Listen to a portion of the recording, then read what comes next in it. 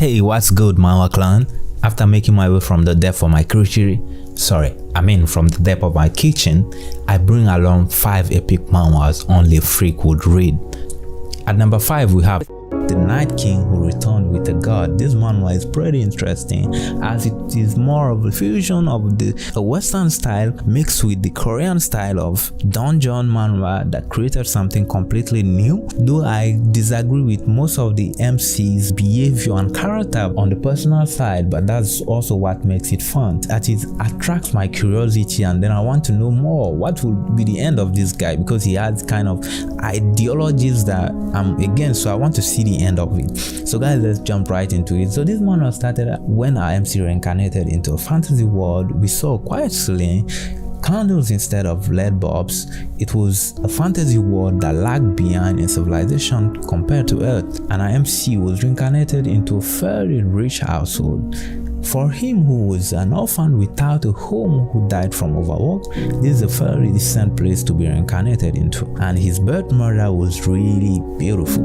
Luckily for him, it seems that he wouldn't have any problem with love life in the future. 3 years later, when our MC turned 3, he saw the world outside for the first time through the window of his cradle. To his surprise, this is actually another world, but his experience didn't last long, as one of the servants quickly took him away from the window and told him that the Lord, which is the Grand Duke, will not be happy. Through that, he found out that his family was part of the Grand Duchy family, which was widely known within the kingdom. He was the son of the Grand Duke Draconia in the kingdom of Lionheart. When he turned 8 years old, he was given a sword and he started learning swordmanship as a future knight of the kingdom. The MC got really excited as he was thinking to himself, a fantasy knight, am I going to use sword, key, or aura too? Yeah, that's the kind of vibe he got. However, he didn't know that he would be given a master which was dispatched from the royal palace.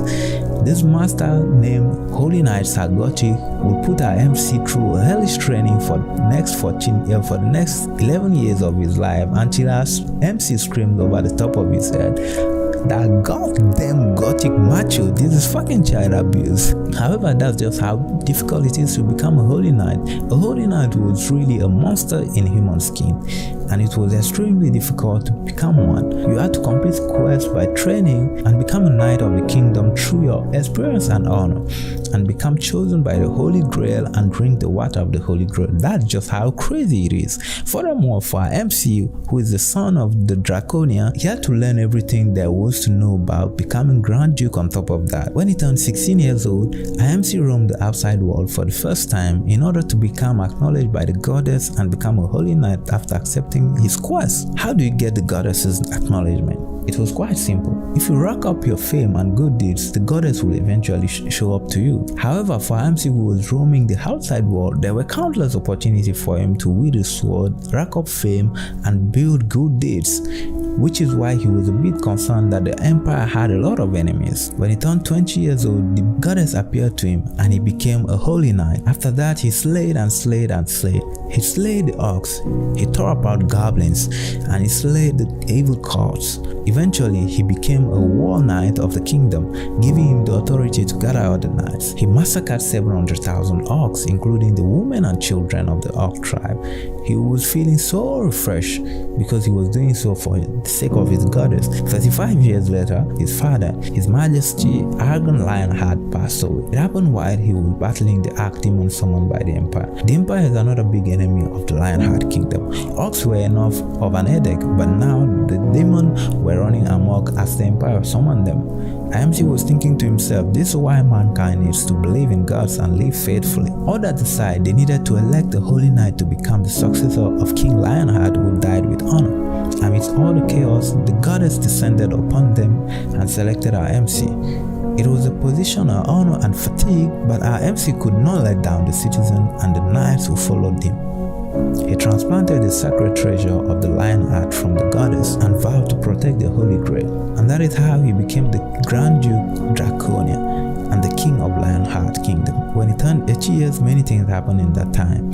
There were 3 great wars with the orcs, and Samuel Goblin evolved into an archdemon. While the Empire just created more situations, our MC was thinking to himself, this is all because the Empire had accepted the bastardly Northern court. How there they try to break away from God. This is what happens when you give human rights to those who don't even deserve to be slaves. I should just conquer them all. Down the line, when our MC turned 96 years, the empire had finally made a big move, as the emperor of the empire sacrificed himself along 3 million people to summon the chaos lord upon the land. Eventually, our MC gathered the night and took the holy sword that wasn't yet dried from the blood of ox, and they fought until he turned 121 years old. He tried his best, but the world was being destroyed unlike his wishes. He tried to defeat all evil with all the holiness that was on the continent, but he couldn't stop them. So he decided to make a last stand with his people. They fought the billions of demon armies until our MC was the last man standing, and he kept fighting. He fought for more than 200 years, and finally he had destroyed the last remaining demon gate. There was nowhere left for them to escape. He was not stuck. Those demons were stuck there with him as he slayed them. 300 years later, he slayed the last remaining archdemon and the final demon that remained. While he defeated him, few people appeared and they were saying he defeated the archdemon in one slash, and he told them, "Rise, courageous ones. Now is not the time to fall. Rise and fight." And they were astonished as they asked him, "Who are you?" And he replied, "I am King Lionheart, the knight of the glorious knights, and the agent who carries out the will of the holy temples. Leon Dragonia Lionheart." 300 years, that was the first time he saw earthlings. However, before this event happened, while IMC was still fighting demons in the gate, unknowing to him, a gate opened in the middle of Seoul. The gate's rank was unidentifiable. The Korean Hunter Association and the World Hunter Association requested that the nation's large guilds participate in the raid, but the requests were denied due to the fact that the difficulty of the gate was unknown. In the end, the government ordered the Korean Hunter Association to go in first, which was basically an execution order, and that's how they met the man while he was still naked because he was fighting for over 200 years without even caring about his clothes. Damn, that was a bit crazy though. Fast forward, they took him in and they gave him clothes, invited him for interrogation and all that. IMC knew already where he found himself, but he had to play dumb because he knew the kind of world he came to, and he knew that he was there. He didn't want to let him know that he was somebody from Earth that actually got reincarnated into another world, because he felt like Earth is full of prison and people that don't actually believe in any gods, and that was a bad thing. However, for the Hunter Association, they were more focused because they were occasionally people who managed to survive in the gate realm. The gates have appeared all around the world over the last 30 years. The gates that have appeared all around the world over the last 30 years shared similarities. The truth is, the theme is of a world on its way to destruction or a world that has already faced destruction, and sometimes survivors manage to come back while keeping the unbelievable strength they've earned in the demon realm. That is why the government tried their best to cater to the needs of the survivor and set plans to scout them. That is why currently these people are trying to recruit IMC, not knowing that this was actually an earthling and he was feigning ignorance, and he went ahead to make things difficult for them. However, I will keep this review here, as I think and I believe that there are many more interesting things, as these only the first 2 chapters I've dropped, and I find this very interesting as this MC goes on to introduce gods to this new land, and I believe there are a lot of good things that will pop up. So guys, please, if you are new, please make sure to subscribe to my channel. Let me know in the comment section what you think this manual will be. But from the fight scene and the drawing, I feel like this is a manual that has really good potential, but everything would be decided on how the author would progress from now on. If not, I will tell you this manual still has great potential, and once you read the first few chapters and see how this MC behaves and how he introduced the new cultures and new gods to this land, you'll be really mind blown. So guys, make sure to subscribe and leave a comment. Extraordinary evolution. Nowadays, there are so many manhwas that are similar to each other, like a monster invasion, planetary evolution, gods mutating planets and turning them into games. And of course, ones like our current manhwa where there are superhumans. In this manhwa, the author did something that is fundamentally different from a similar manhwa. So let's dive into the storyline and find out what is so good about this manhwa. This manhwa starts on a highway, where a young man is seen riding his motorcycle at high speed. This young man happens to be our MC Minhai. He is annoyed for having an ability that he can't use in battle. His ability is luck and it is maxed up, This is also why no accident happened to him, even though he is speeding up on the highway, jammed with traffic. Each time he reaches close to the traffic lights, they turn green because of his luck. The more it happened, the more annoyed he got as he remembered what happened earlier in the day. It was the Extraordinary Academy's admission test conference. After passing the written tests with flying colors, it was time to test the extraordinary talent. There are 5 different ranks of extraordinary talents, namely White Dust, Blue Spirit, Purple Soul, Red Honor, and Black Saint, with White Dust being the lowest and Black Saint being the highest level of talent. Our MC and a badge of participants were up to test their talent. He looked towards the crowd, smiling at the campus beauty as she was cheering for him with her gesture. The examiner then announces that the Academy only accepts talents from Blue Spirit rank and above. With this announcement, the test started. Unfortunately for our MC, his talent is ranked among White Dust talents, making him ineligible to join the Academy. The other participants in his badge awakened talents from Blue Spirit rank to Purple Soul. This made his classmates among the crowd to ridicule him for having an invisible talent, with some saying that he should go look factory work and stop trying to be an extraordinary. And now that he has White Dust talent, how is he going to confess to the campus bell? Some even named him extraordinarily ridiculous garbage. Back to our MC speeding on the highway. He kept thinking about how he will be able to fight monsters with this invisible talent when these beasts are strong enough to destroy skyscrapers. Once he reached the highway outside the city, he noticed meteor fragments falling. He smiled and thought to himself that even bullets can't hit him. And with how big the Earth is, the chances for these fragments of meteors hitting him is even less. Once more, his prediction fails as a fragment of the meteor hit him. The impact ground his bike to dust, but is a lucky dude. Our MC was unscathed with only flesh wounds and falling unconscious. Among the debris was a ball of energy that moved and integrated into our MC. A system-like panel appeared in his mind and scanned his stats. A human figure appeared and the system noticed the enemy approaching, so it started merging with our MC. Once the merging was successful, a woman-like spectrum with a third eye appeared in our MC's consciousness. It turned out that she was the one talking the whole time. She then said that the host has no fighting ability and could die easily, so she endowed him with another extraordinary power called Dark Mysterious Fists. This power is ranked among Red Honor talent powers, second only to Dark Saint talent powers. She then smiled satisfyingly, saying that now our MC can be considered a fighter. After that, we were taken to the hospital where he spent 1 year in a coma. Unknown to all, he was practicing his new power in the depth of his consciousness. Suddenly, animals from the underground sewers mutated and started attacking the city. The city guards reacted quickly and made an announcement, informing all personnel from the infected area to evacuate. In the hospital, everyone panicked and began evacuating, leaving only our MC behind as he is still in a coma. However, a nurse turned back and is determined to get our MC out to evacuate.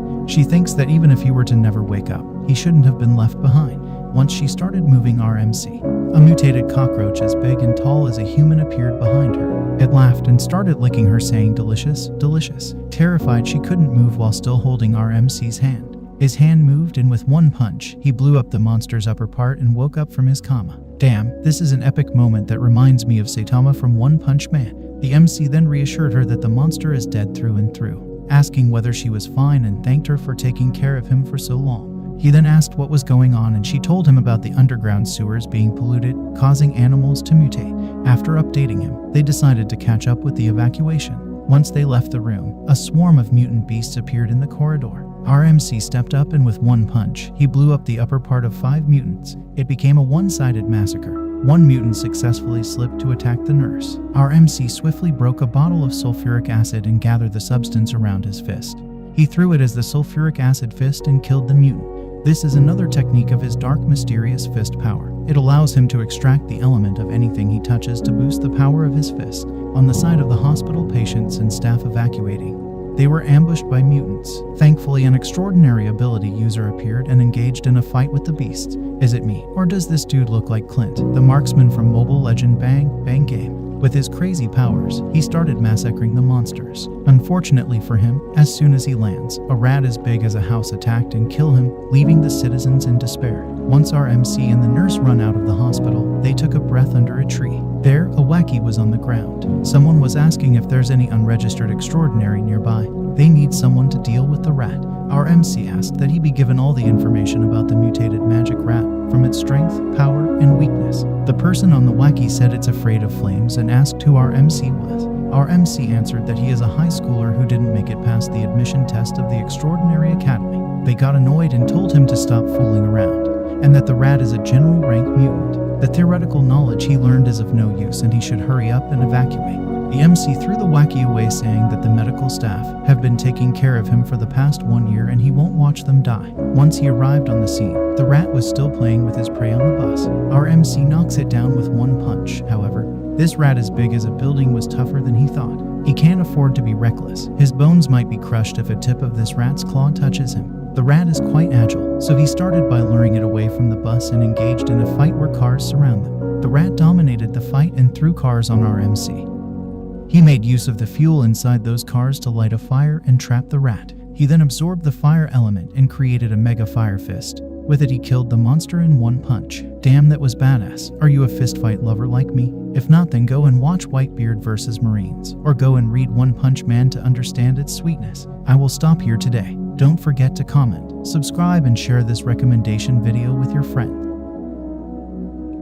Do you have a favorite genre of manhwa that you enjoy reading? I do, and that is why I find this new manhwa interesting, as it is within my favorite genre. However, it is among the storylines that I usually skip because of Sword Art Online. This manhwa is built upon an MMORPG game world, but I really love how the author and the artist made this manhwa god tier. The plot twist and the artwork truly deserve to be among manhwas with god tier potential. Let's dive into the storyline and see why I strongly recommend this manhwa. On a certain map with the level recommendation of level 10 to level 35, stood a magnificent forest created by abundant rainfall. In this forest, a high-spirited young swordsman and a demon monster are engaged in a fierce battle. The monster is at a disadvantage, so they decided to end the fight with the next strike.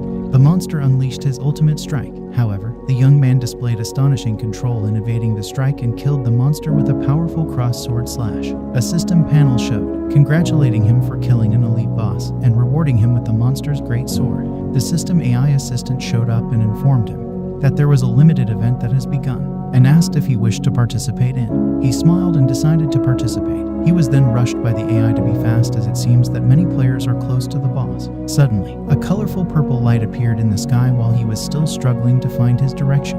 It was the appearance of an epic piece of equipment. Even if it happens to be something unsuitable for him, it will still be sold for several $1,000s, so he is determined to get this equipment. Upon arriving there, he couldn't believe that it wasn't only one piece of epic equipment, but several pieces of equipment, grading from common to epic.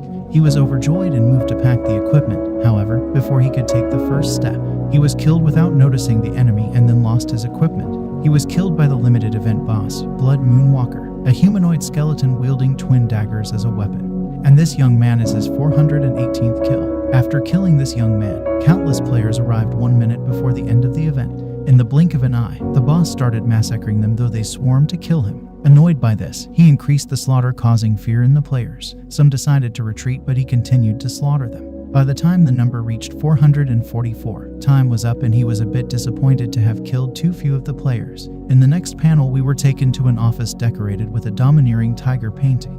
There sat a man. He said to the young man named Lele standing in front of him, "Lele, I'm so disappointed in you. With your abilities, you could have obtained equity in the company and become a shareholder." This young man happens to be our MC. He is being fired currently for choosing to investigate a missing person in the game his company created. Unlike most people who would have panicked about losing such a juicy job, he seemed not to care and speed up the resignation process. Though the man was a bit disappointed to let go of such a talented young man, he had no choice, as this was the decision after the board meeting. So he told his secretary to look for a replacement and add an extra 20 million to our MC's compensation. After our MC left the company, we found out that the missing person he was investigating is actually his big brother. He mysteriously disappeared playing a game. So our MC joined the company to search for clues about what happened to his brother. Now that he has the clues, there was no need to continue working in the company anymore. It was time for him to head home and start finding his brother. Funny enough, he forgot where he lives, as he is a workaholic who goes home once every 2 years. He also has a terrible sense of direction. Once at home, he informed his second brother that there was a clue about their big brother, so they made preparations and logged into the game at night. They appeared in the newbie village, where our MC decided to go solo and told his brother to go level up. After that, he opened the special redemption code window and entered a long code. And yes, it is the cheat code he created as the game development director. He redeemed 3 items with this code. The first item is the Omniscient Bracelet. This item increases every stat, and each time it is upgraded, it will give a random profession-specific skill. This item can also be used by any profession. The second item is the Random Achievement Codex, which generates random achievements based on the character's event every 10 levels. The third item is the most crucial item named Invitation from Ashura. He spent 2 years at the gaming company just to obtain this item, as his brother obtained this item at the closing of the beta server. This item should be the origin of his disappearance. He told his little brother to go level up, so if something happens to him in the future, the clues must end with him, as he doesn't want to let the little brother face any danger. Once he used this item, his heart started hurting violently. A red moon appeared along with 4 humanoid skeletons. These 4 skeletons pierce his heart simultaneously. The system noticed the death of his character and tried to reboot, but errors in rebooting kept piling up as he loses consciousness. When he regained consciousness, he became a broken body warrior. Basically, he is a skeleton soldier who is neither dead nor alive.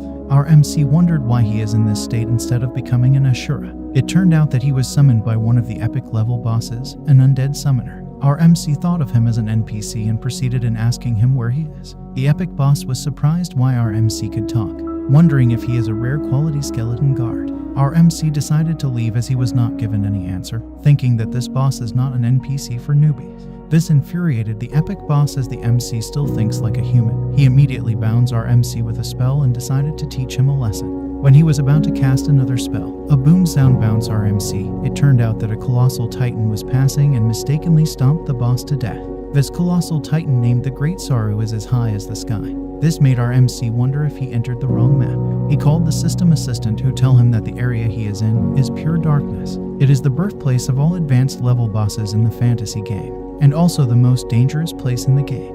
Our MC wondered how he can complete quests as a level 1 in this kind of dangerous place. The system assistant then informs him that there is a quest 100 kilometers from where he is. On his way to the quest location, he was constantly pursued by overpowered monsters without a moment to catch his breath. What are your thoughts so far? Do you think this manhwa can beat Sword Art Online?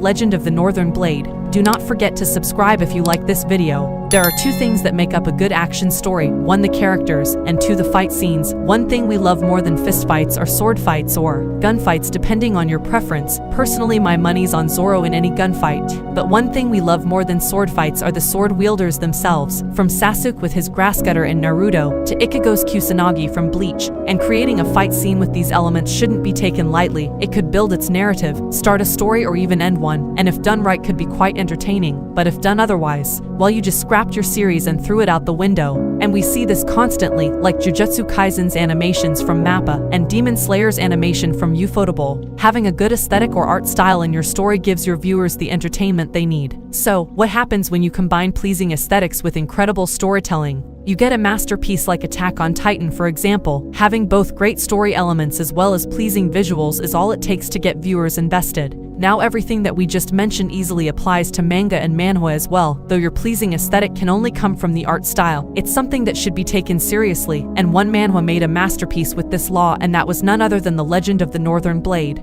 The thing that makes sword fights so interesting and entertaining to watch are the iconic stories of their wielders, and that gives something to the audience to resonate with. And that was one thing I looked forward to when starting the series. The series not only gives you a front row seat to everything going on, but it also reminds you of the era you're watching the story in. Their dialogue have proverbs and parables. They reference to history and don't just tell you about traditions. Instead, they let you see it for yourself, giving this manhwa a class of its own. A lot of people in the community seem to enjoy the story, with some going as far as comparing it with Solo Leveling, and that just goes to show that the series has earned its appeal in the hearts of some audience, regardless of preference. To be honest, it doesn't do anything new in the genre. You could find a lot of its element in a lot of other manhwas, but the one thing we've come to appreciate about the manhwa is how it takes its time to get you invested in the story. Sure, it has some jarring pieces at the beginning, but that's about it. And this part was only about the exposition in the story, and everyone who's come across the series enjoyed it. It felt like there was some dedicated fans out there who are genuinely invested in the content itself, and here's why. The plot.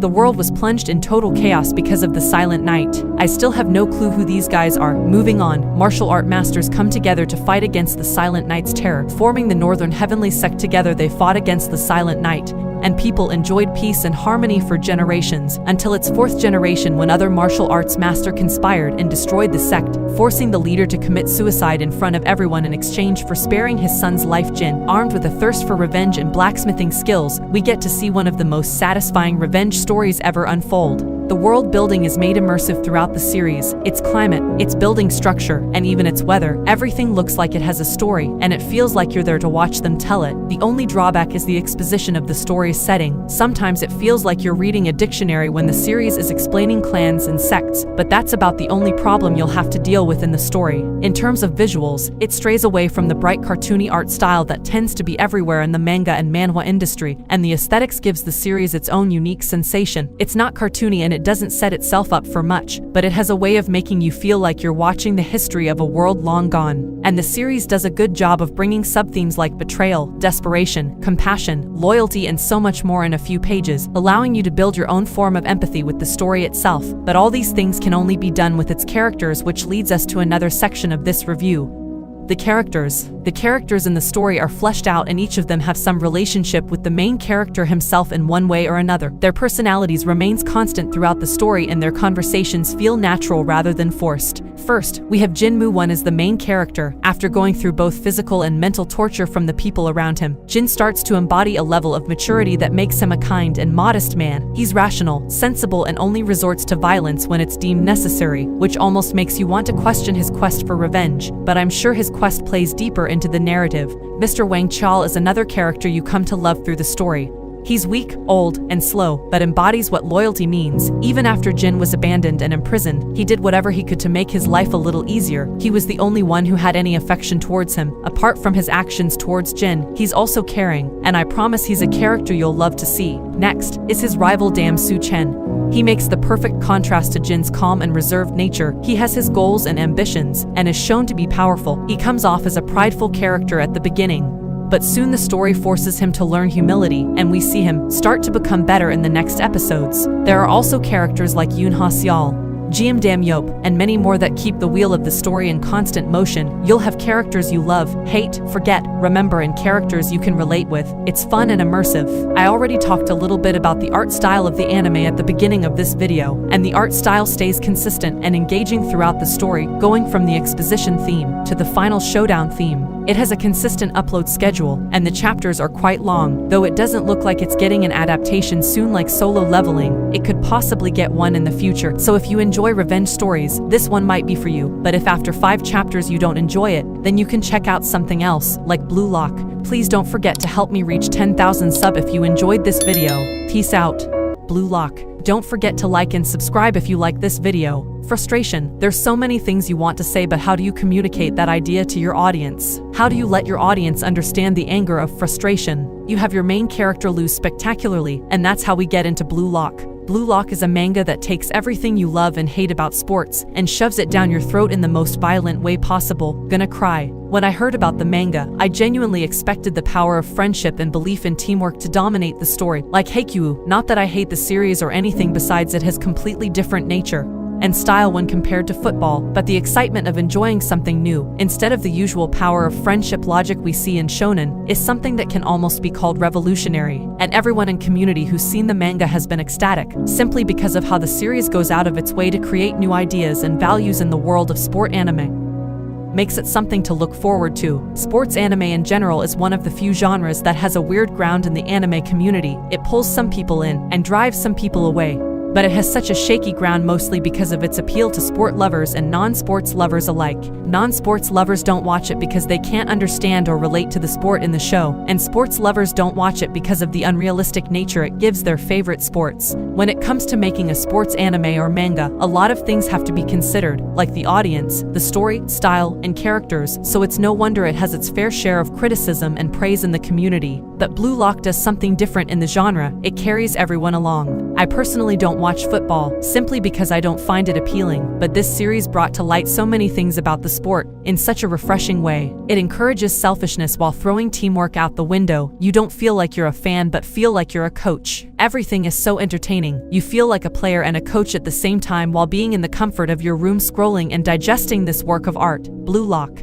The plot: Japan's continual loss at the World Cup over time has been made to upset ambassadors and representatives, so they make up a program to solve the problem called the Blue Lock Project. The project will select and build one striker out of 300 candidates to represent the country, while banning any candidate who's not selected by the project from international football. Talented players from all over the country are brought into the project to make this happen, including the likes of Yoichi Asagi, a high school student who dreams of playing for the Japanese national team. Jammed together with 299 other players, they're subjected to the rigorous training of Ego Jinpachi to become the ultimate striker Japan has to offer. The story doesn't do much in terms of world building, as you are constantly reminded that these guys live in a prison-like environment, showing you only the necessary parts of the building that are crucial to the story, like a training room, pitch, or break room, so there's really no need for a lot of exposition on the settings. But what really pulls people into this series are the themes. Unlike other sport anime and manga, this one simply emphasizes on what it means to be selfish. Usually in sports anime, selfishness is rarely a theme. More often than not, selfishness in sports anime is made to look harmful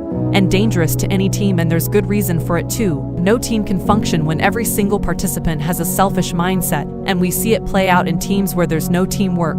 But that's where Blue Lock does something new. It lets egoism play itself into teamwork. From the onset, every single player is given a top priority, scoring goals, and players are encouraged to achieve that objective by any means possible or suffer consequences. But the most effective way for an individual to score a goal is to be egoistic, and that's how we see selfishness dominate the story. Brutalizing companionship and letting the desperate thirst for victory take over is something that becomes standard. Players betray their teams for the sake of their personal success, teammates trample over each other for their own ego, and team members score goals at the cost of other team members. We see betrayal, frustration, desperation, evolution, sacrifice, growth, and complete destruction unfold in the series panel after panel, page after page. We are constantly reminded that this isn't a game, it's war, and only the strong leave through the fight. That was a bit dramatic, but still we get to see football from a refreshing angle. Not saying it hasn't been done before, but Blue Lock's delivery is something that makes it so impactful. The characters. The series introduced its characters in the most entertaining way possible. From the get-go, you already have characters you hate, love, and the ones you are intrigued by. With so much diversity, I highly doubt you'll be able to pick a favorite, because there's always something new added into the mix. We have the friendly and innocent Asagi Yoichi,